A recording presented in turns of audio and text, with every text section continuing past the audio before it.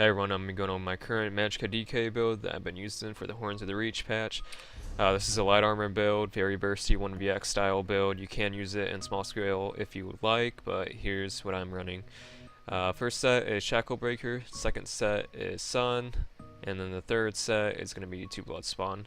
I'm wearing a medium head and a heavy shoulders in order for the 511. If you would like to min-max, you can do a heavy Shackle Breaker chest with a medium head, or a medium shoulder, or a medium leg, or medium shoes as well. All 4 of these give the same amount of resistances no matter what. But I just like this look of the robe. So yeah, I am running Sun Jewelry, one Sun on the front bar, and then I'm running Shackle on both bars. I am running a Nirnhound Shackle one-hand sword. I believe Nirnhound is probably the best trait for Magicka DK this patch because it also affects your healing, which you get from Burning Embers and you get from Flame Lash, which is sick. And also Nirnhound does just a tad bit more damage than Sharpen. If you can't get Nirnhound, Sharpen is still just pretty much as much damage, maybe just like 50 damage less on players, that is. And for the enchants on a jewelry, we are running 1 reduced costs and 2 Magicka recovery. And then it's the Sun Sash, the Sun Jewelry, Sun Shield, Shackle chest, hand, legs, feet, 1 hand weapon, Resto staff. I am still running defending on my restoration staff because I still find that extra tankiness is pretty helpful, because I was running infused and it's kind of pointless to be running an infused resto on a Magicka DK because you gotta get close and engage people. But if you want to pump more damage out, you can. I just prefer defending since we're in light armor and it gives some extra tankiness while I'm defensive. So yeah, there's that. For food, we are running Witch Mother's Potent Brew because the way we were playing this build, we're playing it shield stacky, just like a Sork. We are not running Coag, we're running Harness and Healing Ward for our main shields and defense, and we are also running Light Champion as a defensive mechanism if we have to.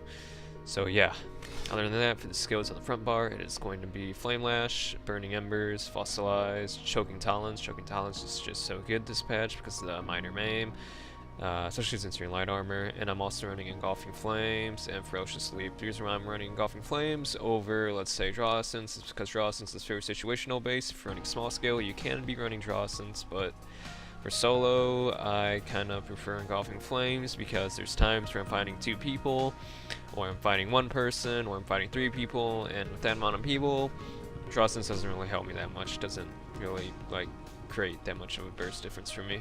I prefer Engulfing Flames, but yeah, you can combo this really well with the Draw Sense, Flame Lash, Leap, Flame Lash, and they all go off at the same time. So yeah.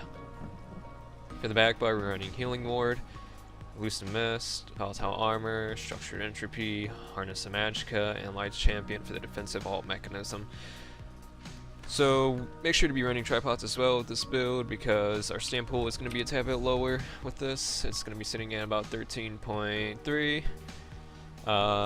Overall, I would recommend probably wearing a Prismatic on the chest or something, just because it'll give you a little bit extra health and a little bit extra stam, which is pretty nice, but I'm just too lazy to go change my enchant. So yeah, for the stats, front bar, it's going to be 1851 Magicka recovery, 870 stam recovery, spell damage on buff, max Magicka 41k, maximum health 22k, maximum stamina 13.3k. And on the back bar, we can see our regen goes up a tad bit to 1877. Our stamina recovery sits at 870 still, and our max Magicka drops a little bit to 40.4k. Health goes up a tad bit, 23.6k. Stam stays the same. And here's a spell damage on the back bar. It's going to be less because this isn't an earned-on weapon. Our spell crit sits at 32%. If you would like, you can run Flames of Oblivion instead of Engulfing there to increase your crit as well to 42%. Or you could also be running Enter Light as well. I usually swap out skills depending on my mood, and Enter Light changes its tooltip up to 95-60 and keeps crit at 42%. But yeah, I just prefer Engulfing Flames just because of the way I've been playing this build. Okay, so I probably should have added the buff stats for my Magicka DK in this build video, but I totally forgot because I'm really stupid. So here's the resistances buff. This is physical, spell, front bar, physical, front bar, spell. And this is the spell damage buffed right here, 2139. Back bar is 1899, and then our tooltip goes up to 9855 with major sorcery. This will hit like 10.3k with your weapon spell damage enchant proc. So yeah, you hit pretty damn hard with this. So yeah.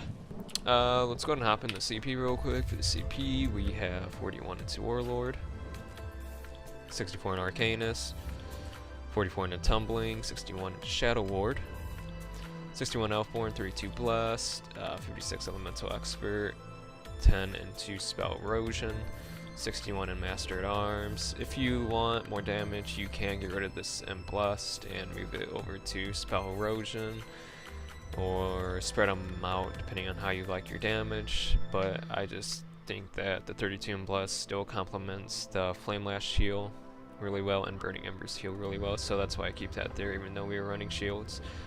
30 into Resistant, 51 into Ironclad, 13 Thick-Skinned, 43 Elemental Defender, 43 Hardy, 40 Bastion for the shields. Also make sure you have the Resilient passive, because this Resilient passive is really nice because this whenever you take critical damage, so basically think of it as this way, it's taking 302 damage off of every single critical damage that hits you, and it has no cooldown. So yeah, that adds a lot of tankiness to your build as well.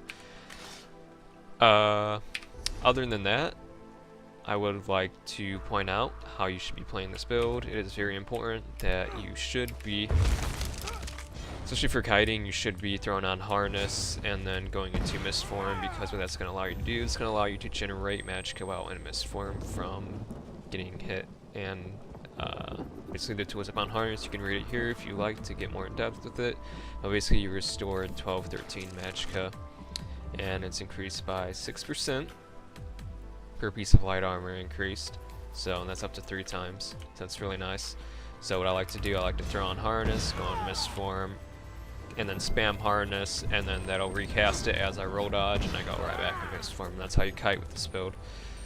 And basically I have a shit ton of Magicka sustain. I never find myself running out of Magicka, which is nice. Same with stamina. I never really find myself running out of stamina that too often, since we do have 870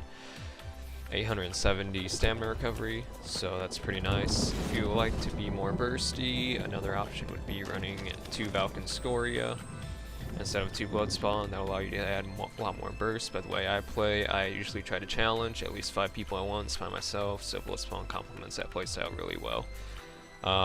As for traits of the armor, I should probably be pointing that out. I like to be running, what is it, 2 Sturdy? Yeah, 2 Sturdy, just because I'm not blocking a whole lot.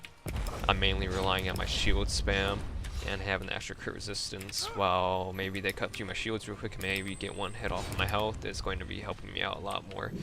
But yeah, if you find yourself struggling to hold block, maybe put on more Sturdy. If you're still struggling, put on maybe a enchant your jewelry. But this is not a permanent block build, so you shouldn't be permanent blocking anyways with this build.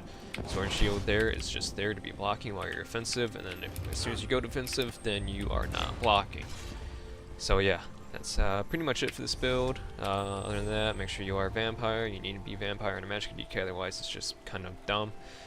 You can get away without running it, but it's going to be hurting yourself. We're also running the Mage Atronach, because Mage Boon I should say, because that max Magicka is going to be going a longer way than, let's say, the spell damage you get from the other boon, because that doesn't affect your shields, and we're trying to get as much out of our shields as possible. As you can see, we have an 8k shield. So yeah, that's it for this build. If you have any questions, comments, or concerns, just leave them down in the comments, and I'll get back to them. Thank you for watching.